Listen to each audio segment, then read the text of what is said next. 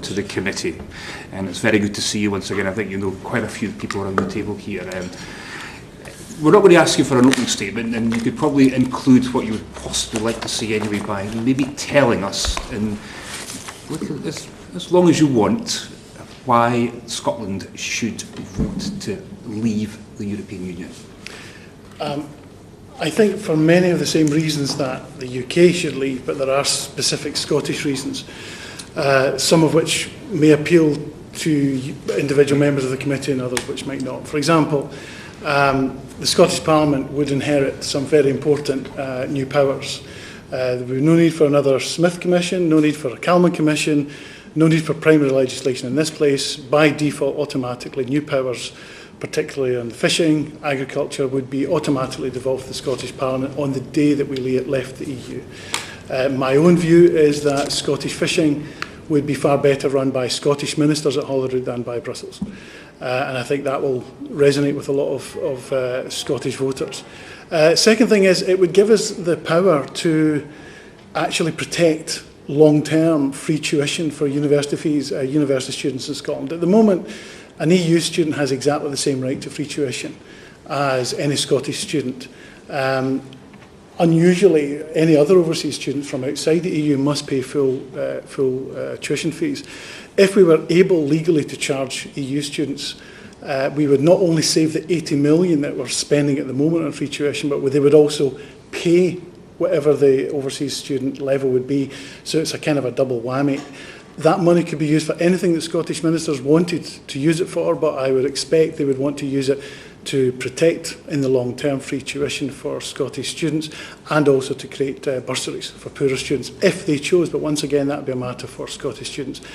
Thirdly, there's a democratic deficit. 5 years ago, the SNP were elected on an overwhelming majority in the Scottish Parliament, which no one expected. And in their manifesto, they had a mandate to introduce minimum pricing for alcohol. Now, that was supported not just by the SNP, but by other parties. And yet the European Court of Justice struck it down, and we don't have it because of our membership of the EU. Now, just today, there's another report saying that alcohol sales, particularly through supermarkets, means that we're selling per head 20% more alcohol in Scotland than in England. Now, whether or not you think that was the right solution actually is not relevant.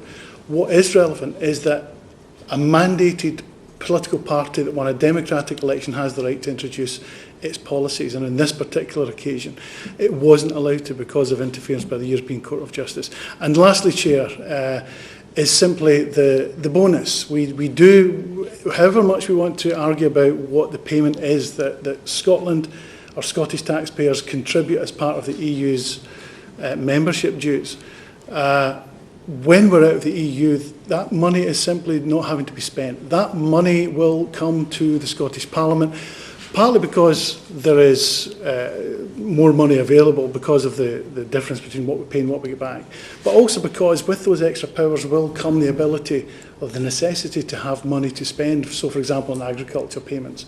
That's something that Scottish ministers, again, would be in charge of. And on agriculture, recently the SNP government have fallen victim to how complicated agricultural payments are in Scotland. They could, if we were outside the EU, construct their own way, a much simpler method of paying agriculture subsidies if they chose. But as I say, that's entirely a matter for Scottish ministers, and I think it should be. Well, I'm grateful. Just sticking on the financial issue, I mean, the Leave case claimed that it's something like £350 million per week that's contributed to the EU, which makes Scotland's share of this some £1.5 billion. But this has always failed to take into account the UK's rebate, and there's a model which I just saw on the BBC before we left to come to this committee, which once that was taken into account, once the return to the Treasury was taken into account, and the support for the private sector, this figure significantly diminishes. I mean, just how realistic is this as a figure, and do you accept that there is money that comes back to the UK, which therefore comes back to Scotland, and all the means of rebate, support to the private sector and support to the Treasury? I absolutely accept that some of the money that we give to the EU is spent in Britain. None of that is EU money, of course. It's all Scottish and UK taxpayers' money, which is spent without our control, without our say-so, back in Scotland. But for instance, this year, I have a tax bill, which I will pay. Next year, I'll get a rebate on that, Now, that doesn't affect what I pay in my tax this year. The EU rebate is similar because it's not a rebate on this year's payment, it's a rebate that's paid retrospectively a year later. So what we are paying out is being paid out. The £350 million a week comes from the Office of National Statistics Pink Book. It's not made up. It is quite legitimate to use the gross amount, and if we want to have a debate about what the difference is between what we pay out and what we get back, then that's absolutely fine. But people should be aware that the level of money we are paying for the privilege of being the EU is hundreds of millions of pounds a week. I mean, if this money is returned to the UK as is claimed, I mean, and we go to the Treasury, I mean, how confident are you that Scotland would therefore, once that money goes to the Treasury, would secure a fair share in terms of that spending was going to come back? I mean, we're dealing just now with a Conservative government who, you know, I mean, perhaps might not look so benevolently on spending in Scotland. Surely this is a massive risk to Scottish people just to trust the man from the Treasury to ensure that Scotland will get its fair share of the return. I'm certainly not asking anyone to trust a Conservative Party Treasury, and Scottish Vote Leave is a non-party organisation, but we do have the Barnett formula. Conservative ministers have made it quite clear that payments, for example, to agriculture, which is one of the biggest budget areas, payments to agriculture would inevitably continue for political reasons as well as agriculture. We understand why. Now, if that means a public spending increase in England, there will be a related public spending increase for Holyrood through the Barnett formula. It is in nobody's interests. I mean, I totally understand the political dynamic, but it is no one's interest, either at Westminster or Holyrood, to start any kind of spending war. The fact is, there will be extra money available. It's a question of how the extra money will be divvied up. Just as we have an opening question, I mean, I think the case for in the debate about the European Union referendum could be characterised around trade, about sovereignty and immigration, but increasingly about immigration. I mean, do you recognise in the Leave campaign that Scotland's immigration requirements are significantly different from the rest of the United Kingdom, and the issues that we have when it comes to immigration is possibly immigration and sluggish population growth compared to the rest of the UK? Yes, I absolutely recognise that different reality. But it's interesting, I was listening to a Scottish MP on Any Questions 2 or 3 weeks ago, and in defence of our EU membership, he said, I paraphrase, but he said, we have skills gaps in the Scottish economy, and therefore we need to attract people of certain skills from the EU. And he's absolutely right. What a pity that would be illegal under EU law. We cannot decide which parts, which professions, which qualifications we can attract from the EU. We must accept anyone who is an EU citizen, irrespective of the qualifications, irrespective of the skills that they bring. Not only that, it's a bit of a double whammy, because there is unlimited immigration from the EU, which we cannot control or manage. Therefore, the UK government has to limit immigration from non-EU countries. So if you're a businessman in India who wants to get a visa to come to Britain, it's much more difficult because of the arrangement we have with the EU. Non-EU citizens are being stung particularly badly on this. And it's see, if you forgive me, Chair, I think the whole debate about... Just on that point, isn't it, what you want to try and create therefore is that EU citizens should be treated very much the same as citizens from anywhere else in the world? Is that the idea? That's the type of model that you've got in mind, and the one that would be applied to Scotland, is that we wouldn't have this free movement of populations across the European Union area, and that anybody who wishes to come to Scotland to live and work and study in Scotland would have to go through the same sort of tests and checks as people from out with EU is currently experienced just now. Is that essentially yes? Immigration is popular because, first of all, it's recognised as being economically beneficial, but secondly, because ever since the end of the Second World War, immigration has been limited and it's been managed, and the voters have been reassured by consecutive governments that that's the case. And in fact, every single mainstream political party agrees in principle that immigration must be managed and limited. Within the EU, we cannot manage or limit immigration. So what I'm saying is that what has held sway ever since the end of the Second World War was the right policy, that policy is being undermined by our membership of the EU, and that if you are a dentist or a doctor from Beijing, you have to wait in line behind a non-skilled worker from Poland. That's not helping our skills gap in Scotland. Because we just saw an example today with Prime Minister's question of a family in the Highlands of Scotland who are out with the European Union. What we're observing is the UK government not particularly acting benevolently towards them and forcing a deportation next week. And it's just staggering to think and suggest that we would like to treat the rest of the people from Europe in that same sort of manner and means and way. And how does that assist some of the issues that we've got to deal with in Scotland, where we're looking at a demographic gap which is greater than the rest of the United Kingdom, one that we need to quickly close. But what you're suggesting to us is that we should have further controls on immigration. Surely that can't possibly help the growth and development of the Scottish economy. With respect, Chair, I think you're looking at this through the wrong end of the telescope. The reason that the UK government feels it has to be this strict with non-EU citizens is because if you have an unlimited and unpredicted number of EU citizens coming in, irrespective of their abilities or skills or qualifications, then something else, pressure has to be put elsewhere. We can't put it on EU numbers coming in, so we have to put it on non-EU numbers coming in.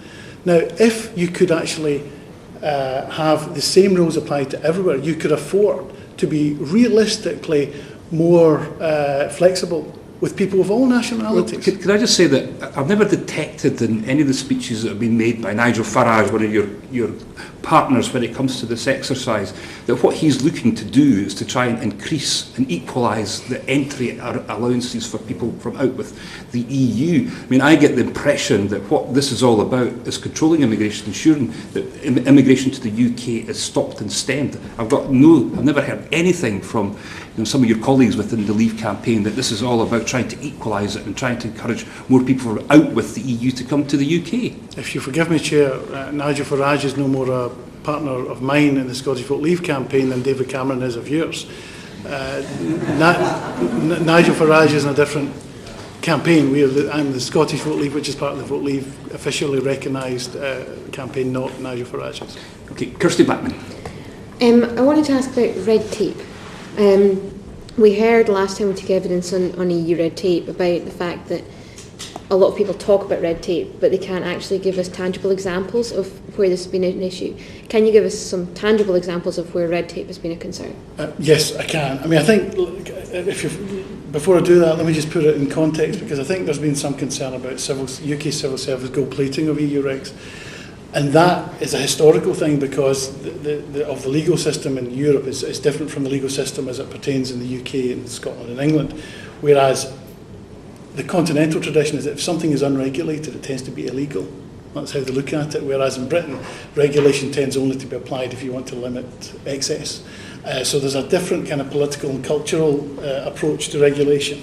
But I'll give you an example. There's a certificate of professional competency. Mainly for the haulage industry, where every few years drivers have to go and get this qualification, which is an EU qualification, a EU obligation. Now, there isn't a pass or a fail on it. Once you've sat the test, that's you got your CPC certificate for the next few years, but there's no pass or fail.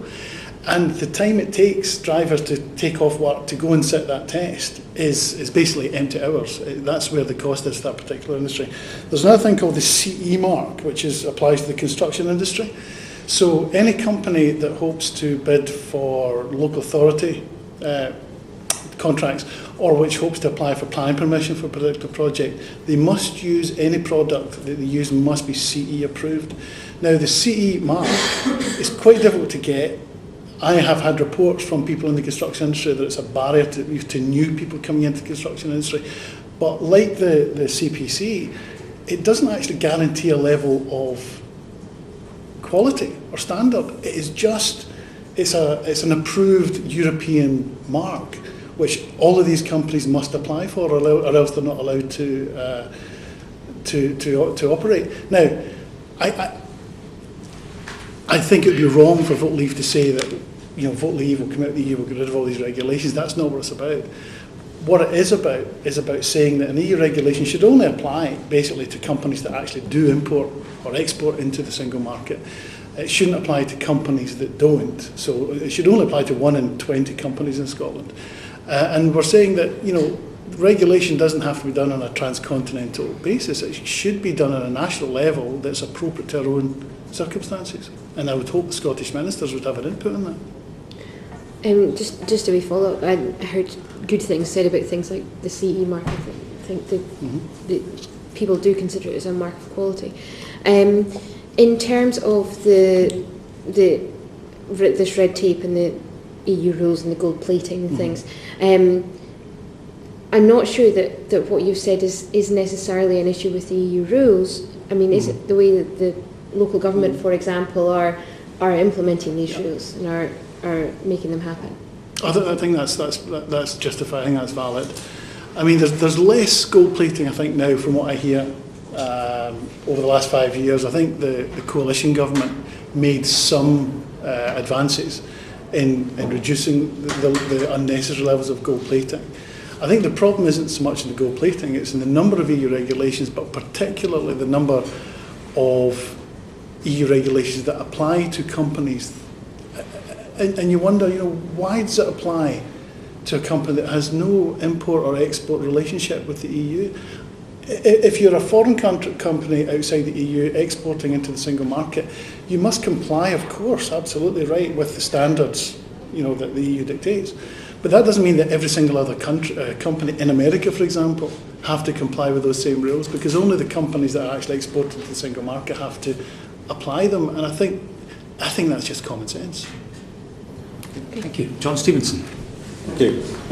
We're all taking interest in opinion polls, and the view of opinion polls and pollsters is that Scotland, the Scottish voters, are more in favour of the EU than the rest of the United Kingdom. Would you agree with that? We'll see. I think there clearly has been I think sometimes the gap is exaggerated, but there clearly is a difference, and I'm asked about this quite a lot. I from a personal point of view, not an official Scottish Vote Leave point of view, there's a number of reasons for that. I mean, for the last 50 years or so, whenever there's been a debate about the Constitution of Scotland, it's been about one thing, and it's not been about Europe, it's been about the Scottish independence. So I think to a certain extent, in a way that hasn't happened in England, the EU debate just hasn't really got any kind of level of attention. But I think also importantly, the demands for so-called Brexit have been seen as a peculiar obsession of the Conservative Party. And in Scotland, that means it's been, isolated. It's been kind of cast aside. We don't pay too much attention to it because it's a kind of a bit of a Tory argument. And I think there's some validity in that, actually. I think that's a shame, because these are issues that should have been debated for much longer and more in-depth in Scotland. My own view is that is one of the reasons why, if the Tories hate it, then it must be good sort of attitude.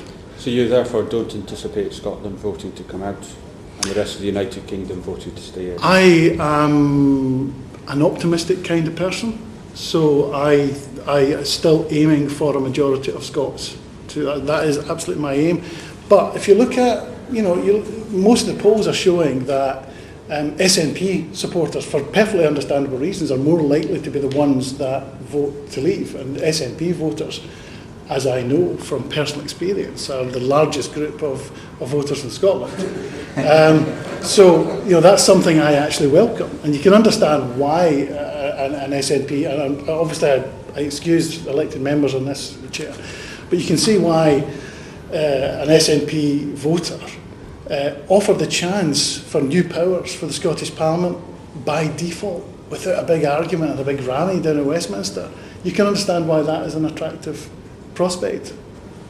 Surely if it was the majority of SNP members, then we'd see such more movement in the opinion polls towards vote leave. And I think it's quite something to characterise this as a Conservative issue, just because Conservatives like it, therefore there must be something that the Scottish people must react against. Isn't it just the fact that the Scottish people actually quite welcome their membership of the European Union? It's something that we think is important, and it's something that we have enjoyed in the course of the past 30, 40 years.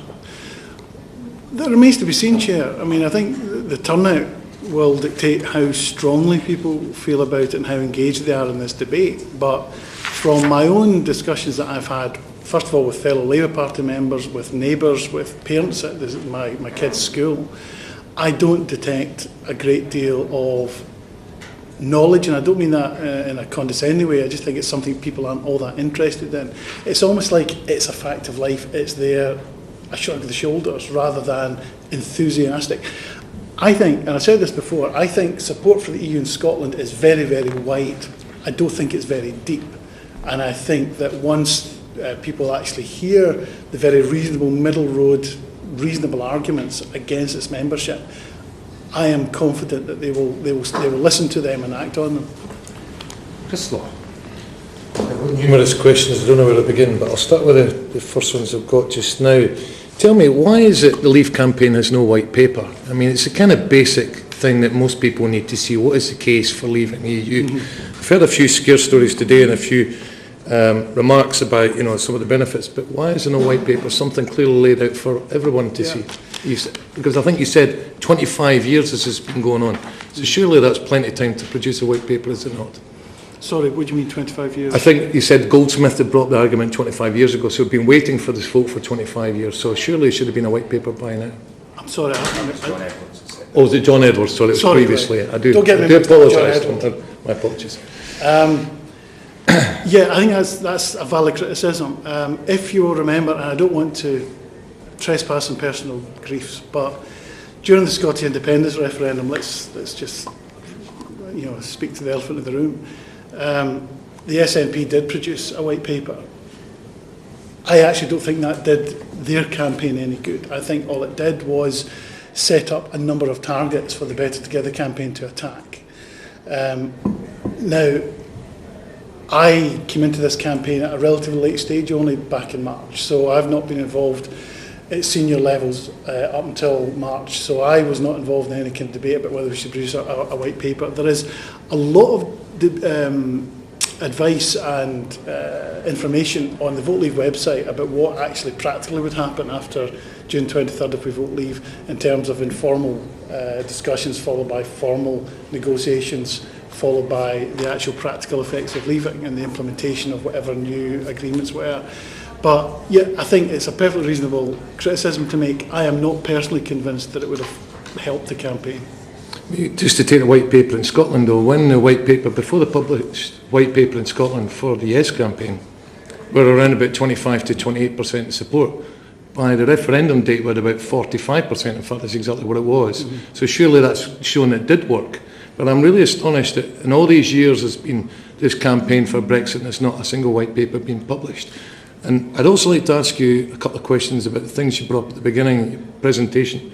You said that Scottish students lose out tuition fees from EU. Is it not also worked the other way around, that when Scottish students go to the EU, they also don't have to pay tuition fees? That is the case, yes. So that's a benefit both ways, is that correct? Both ways, and I'm not going to be one of those campaigners that say that everything about the EU is dreadful and everything about leaving is wonderful. I think there are benefits to the EU, and you've mentioned one of them. But the corollary of that is that there are fewer Scottish students at university today than there were 10 years ago, 5% fewer. And there are I'll give you the actual figures, but there's been a concomitant increase in the number of EU students. So, for example, it's not just in grants, it's not just in free tuition that we've got to treat EU students and Scottish students on a level playing field. It's on actual applications to university. Now, I actually think that if you're a Scot applying to a Scottish university, you should be given preferential treatment. That cannot happen under EU law. And the result is that fewer Scots are going to university in Scotland. Now, they may well be going abroad, that's great for them, but I'll be honest, I'm more concerned about access to Scottish universities. So why is it the case that not a single university in Scotland has made the case they want to join the Leave campaign? In fact, every single one of them, bar one, has joined the Remain and one is sitting neutral. You're absolutely right. I'm not aware of a single organisation actually that in receipt of huge amounts of EU money that has advocated a Leave vote. So what you're saying is the EU does benefit the universities, is that incorrect? No, I'm saying that the money that we get back from the EU, once we pay for every single penny of activity and investment that the EU nominally gives to any British institution, we'd have a lot of money left over. We can afford to pay to the universities exactly what they're getting from the EU at the moment. But the fact is that if you are receiving very large quantities of money ostensibly from the EU, then it's not very surprising that those academics are going to advocate a Remain vote. Well, surely there'll be much more money available to the universities in your scenario where all this money is going to be returned. Why aren't they rushing up to join your campaign? Presumably they're as sceptical about that as you are, Chair. I wanted to ask actually about the campaign movements, because there's two, isn't there? There's one called Grassroots South and another one called Leave, which kind of reminds me of the life of Brian, where you've got the Judea's People's Front, not to be confused with the People's Front of Judea. Can you tell me what the difference is between the two, and if one is comprehensively already covering the key evidence of the other? The two campaigns they have to be, for legal reasons, completely separate. So we can't coordinate our activities because they have a separate budget, we have a separate budget, and the Electoral Commission would frown, quite rightly, on any kind of coordination, because it would look like, you know, it was a single budget, and we don't want that to happen. We need them to be entirely separate from what the Scottish Vote Leave and the Vote Leave campaign is. Grassroots Out, I'm not particularly familiar with them. I mean, I have to reiterate, I've only been involved in this campaign since March. There is a long history to, I think there were more than just the two organisations originally. And there is a long history about why there are separate organisations and the personalities involved. I feel quite privileged at not ever having been involved in any of those discussions. Because I understand, am I right, that Liam Fox is leading up the Grassroots Out campaign, is up in Scotland talking about it in April. So I'm just a little bit confused what the differences are between the two. Because if I'm confused, what's the general public perceiving between the two? I don't think the public could care less. I mean, we're not asking for support for a particular campaign. We're asking for support for a Leave vote. And if they vote Leave because someone in Grassroots Out has spoken to them, or they vote Leave because I've spoken to them, I really don't care. We just want people to vote Leave. Okay. Okay, John Stevenson. Oh, sorry, Kirsty Blackman's got something to mention before we move to you, John. Sorry. Okay, thanks. I just wanted to come back about CE markings, because I knew I'd seen them before and it's just got through my brain. Toys are CE marked. Now, that is a mark of the toy being safe. It means it's not flammable. It means it's, you know, safe for children to have. Surely you're not suggesting that that's unnecessary red tape? No, I'm not. And let's be honest, that outside the EU, you know, we would still want to have those kind of safety markings. But that particular CE mark I was talking about in the construction industry, as it applies to the construction industry, for any company that wants to bid for a local government contract or for planning permission, that in those circumstances in the construction industry, it's not only a barrier to entry to the industry, but it's actually, it doesn't guarantee any level of quality at all. But you're absolutely right on child safety. The Vote Leave campaign is in favour of child safety. I was just in case I had a doubt about that. Just getting clarification on that. Thank you very much. John Stevenson. The Prime Minister has said that the Leave campaign, rather than the UK government, needs to answer the questions about what the UK will do in the event of a Leave vote. What do we do in the event of a Leave vote? Yeah. Can I preface my answer by pointing out that if there is a Leave vote on the 23rd of June, every single member of Parliament, including everyone around this table, will be full square behind making sure Britain gets a good deal out of any new negotiations. Irrespective of how you feel about it, whether you're disappointed or whether you're angry or whatever, surely anyone in public life is going to say, right, let's get behind the UK negotiating a new deal.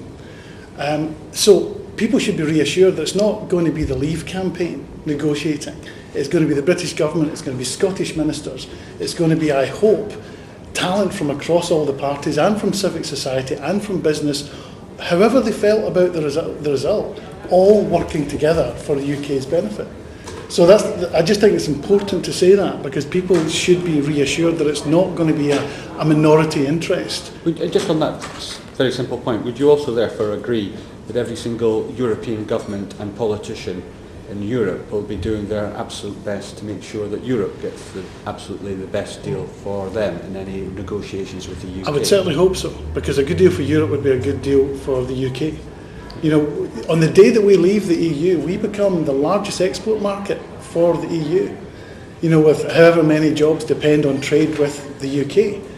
So, I mean, there is no contradiction there, there's no conflict of interest. What's a good deal for the UK would be a very good deal for the EU. And we are told by the Remain camp that the EU nations are our friends. They want to keep us close, they want to look after us, they want us to prosper. But if you leave, we'll destroy you. I don't think that's what they're saying. I don't think there's a single EU nation who wishes us ill. And once we're out, once we can actually have the right to negotiate our own trade deals, which most people are unaware that we're not even able to do at the moment. But once we can negotiate our own trade deals, there is absolutely no reason, given how close we are in terms of regulation, in terms of the relationships that already exist, there is absolutely no reason in the world why the EU would not want to trade with us. So what do you think we should do in the event that we do have There are a number of technical things you have to do. First of all, there would be certainly no need to immediately revoke our membership of the EU right away. The negotiations would last as long as they last. We would have to go into negotiations on a trade deal first of all with the EU, but at the same time we have got the facilities, we've got the resources to start looking at trade deals with other big players like India and China and the United States. There is absolutely no reason. I was speaking, interestingly enough, I was speaking to the Scotch Whisky Association, who are supporting the Remain camp, and I was asking them about the barriers to having a trade deal with India. Now, the EU, representing 28 different countries, have been trying to negotiate a trade deal with India for 9 years, and we're still not there. And yet Scotch whisky only has about 2% of the market over there, and it's facing like tariffs of 150%. We need a trade deal. And when I asked the Scotch Whisky Association what the biggest block to a deal was, it was visas for Indian citizens to the UK. Now, they're not going to get what they want from the EU because they can't.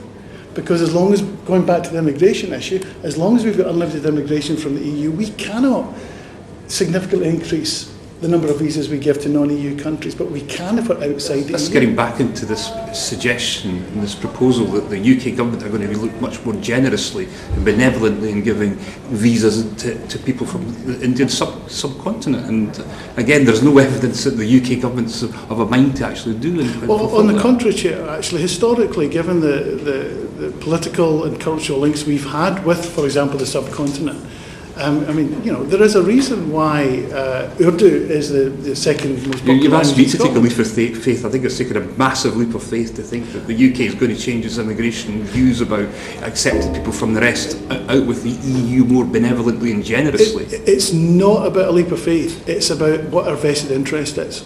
If we're looking... Hold on. No, sorry, no, it's John. Yeah. Questions, please. Getting interrupted, so just interrupt the train of thought. Just carrying on with this theme, just out of interest, do you think the present government is actually doing enough with regards to planning for a potential leave? I honestly, I can't address that. I don't know what's going on behind closed doors with the civil service. I imagine that certain boxes have been ticked as far as the civil service is concerned, but I couldn't speak to that at all. I'm sorry. Okay, thank you. Chris? I just want to come back to the Scotch Whisky Association. I thought I'd have a look at their position. And David Frost, who's the Chief Executive, said, "We believe it's important for the United Kingdom to remain part of the European Union. The single market, including its regulation of food and drink and its single trade policy, are central to Scotch whisky's success. So let us trade across the EU simply and easily." It does go on to say a little bit about the agreement secured with the EU includes a welcome restatement of the importance of a deeper and freer single market and for the EU to be more ambitious in free trading internationally. So whilst it welcomes some reform, there's no talk of it supporting any leave or a major criticism of the EU. They say it's vital to the future of Scotch whisky. For the record, Mr Law, I did say to the Chair when I made my comments on Scotch whisky, they are unequivocally in favour of the Remain campaign, in favour of Remain vote, and I want to make that clear. I'm not praying in aid their support at all for my campaign, simply pointing out that I think a flaw in their strategy for achieving a trade deal with India. I don't think it's going to be possible, or at least on the terms that will benefit us as if the EU are negotiating on our behalf. But you did quote David Frost, the Chief Executive of the SWA. He did say last year that actually the membership of the EU was not important. What was important was the quality of the product. This is an argument I've been making for a very long time. It's not about trade deals. You know, you can trade without a trade deal. And it's not about tariffs. It's about the quality of the product. The market will decide whether you have something that it wants to buy. If we produce things of high quality, the world will buy it. So in France, we sell more Scotch whisky than in a month than they sell Napoleon brandy in a year. And that's because it's a high quality product. I think we should have confidence in what we actually produce because people will buy it. Margaret Ferryhouse. Thank you, Chair. I just want to ask, before I come on to the main question, I mean, the EU single market rules are underpinned by a strong core of social rights, especially for workers. So, for example, health and safety provision, temporary agency workers' rights, parental leave, paid annual leave are a lot of what's included. And at the moment, we actually see the UK government is wanting to downgrade human rights by bringing in a British Bill of Rights. I could go on then and mention food labelling and cosmetic regulations, which I'm sure Mr Harris won't be interested in the cosmetic regulation, but I certainly am, and it strengthens the safety of these products. So we only need to look at the Transatlantic Trade and Investment Partnership as well, where really USA law is not really as sturdy as EU law. So, you know, that's just some of the benefits being part of the EU and having sturdy laws at the moment. Well, first of all, can I say that the recent publicity about the Conservative government wishing to downgrade human rights by introducing a Bill of Rights, that's being done at the moment inside the EU. The EU isn't offering any protection at all to what the government is actually doing. So inside or outside the EU, that's something that's happening. You know, that's not because, that's being proposed by the Home Secretary who supports the Remain camp.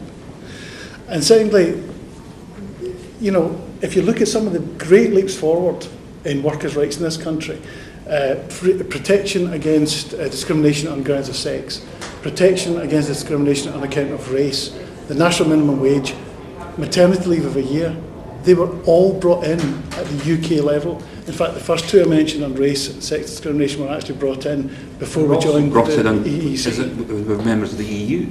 Sorry? They were also brought in as when we were members of the EU. Yes, and completely separately. I mean, with no influence from the EU. I mean, those were the national minimum wage, for example, the government. So I don't understand your point. I mean, these things happen because as members of the EU, so there was nothing which would stop us from doing it as members of the EU.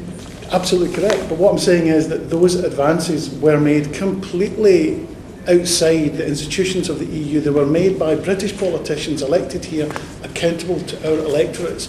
The biggest steps forward in workers' rights did not happen because of... Have you not got any concerns of British politicians here, which is currently a Conservative government, being solely in charge and power when it comes to things like employment rights, when it comes to things like human rights, which is currently decided within the European Union level? We're going to have to leave that up to Westminster. We're going to have to leave that up to a Conservative government who, again, don't take the most enlightened view on these issues. Well, as I say, the attack, if you want to call it an attack on human rights, with an introduction of a Bill of Rights, is happening at the moment. And we're still within the EU, right? And it's being done by politicians who support the Remain camp. But actually, yes. You know, I am still a member of the Labour Party. I was a Labour MP until a year ago. Of course, I would rather have a Labour government than a Conservative government. I make no apology for that. But let's remember this current Conservative government, any government, still wants to be re-elected. I am not convinced. People said that when the minimum wage came in, I remember vividly people saying, but when the Tories get back in, they'll get rid of the minimum wage. Well, we've now got a living wage. And I'm not making a defence of the Conservative government, but governments do what they need to do to get elected. They legislate to make for popular things. Isn't the European Union our guarantee of these basic rights? Can't we rely on that to ensure that they're always going to be there, whether it's a Labour government, which might do wonderful enlightened things, or whether it's a Conservative government, with these support and these mechanisms in place, British workers, human rights across the European Union are always going to be in place, and we can rely on that and count on that as being a feature of our democratic life. I would invite you to ask trade unionists how they feel about the level of protection they've had against the latest Conservative government trade union bill, which is introducing all sorts of I think, unpleasant areas to public policy. The European Union, I don't think, has done very much in protecting workers' rights in that respect. I know Margaret's got another question. One more question. I mean, you've been putting across a strong argument for a leave vote on the 23rd of June, but previously you said that you pretty much assumed that you would vote Remain at the referendum. But when the Prime Minister came back after his meeting in Brussels and presented his deal, I think, to quote you, you said, the red mist descended. and you changed your mind. So where do you think the Prime Minister's deal falls short? Oh, we don't have enough time for me to tell you all my problems. Enough time, we're almost at the close, so if you can make it Yes, as okay. possible. Yeah. Essentially, I mean, I have a particular problem with my own party, who constantly will say, yeah, the European Union's flawed, it does this wrongly, it does that wrongly, but you can only reform from within. What I realised belatedly when David Cameron returned with nothing from his negotiations was that you can't reform it. If a Conservative Europhile Prime Minister goes to the EU and goes to other national leaders and says, look, I need these reforms, I've got a referendum happening in 3 months' time, and Britain, the second largest contributor, might actually leave the EU, that's how important it is that you give me these reforms, and they turn around and say, no.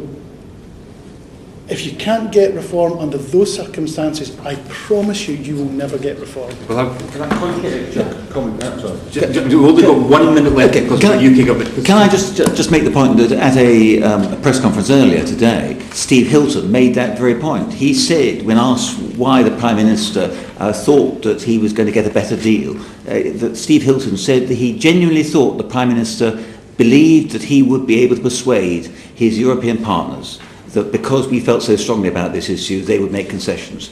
And because he didn't win those concessions, to use Steve Hilton's words, the Prime Minister and the Chancellor of the Exchequer found themselves in a rather confused position. And that's why Steve Hilton is very strongly saying we must leave. And Chairman, going back on what you were saying earlier, you were challenging as to whether or not anybody else was saying, as our witnesses, that we need to have control over all migration from across the world. What Steve Hilton said was, because we have no control on EU immigration, we have to clamp down on everything else. In a globally connected world where talent lies everywhere, this kind of old-fashioned discrimination is counterproductive economically and culturally, turning away brilliant Chinese students, Indian mathematicians, and so on. Don't you think it would make more sense if we had an immigration policy that was open to the brightest and best from across the world, not just a small part of it? And that's not possible within the EU. And isn't the situation in Scotland, which has always been outward-looking, that Scots would be much more prepared to have open borders with the whole of the rest of the world on the basis of merit, in the same way as Scots themselves have made such a big contribution globally? And if you could, Tom, just briefly answer that. Of course, it comes back to the immigration debate in the EU referendum is nothing to do with race or xenophobia. It's about skills. It's about wanting to attract people with a particular skill set, which we can't do in the current situation. It is actually also about whether or not you have confidence in the government to provide the homes, the services and the school places for the 3 million new EU citizens who will be living here by 2030, according to the last Treasury report. We're very grateful, and we know we've detained you and we've answered all these questions very fully. So thank you very much for that. It's been a privilege. Anything further, let us know what your views are on that. Thank you for that.